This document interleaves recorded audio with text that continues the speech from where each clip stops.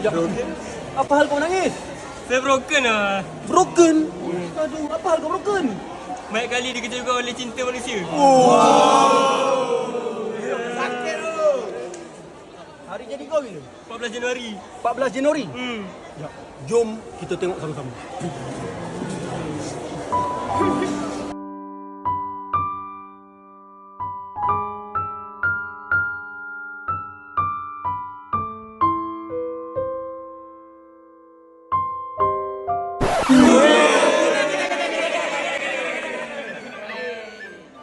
Cukuplah bercinta-cinta ni kalau tak nak kecewa, okey?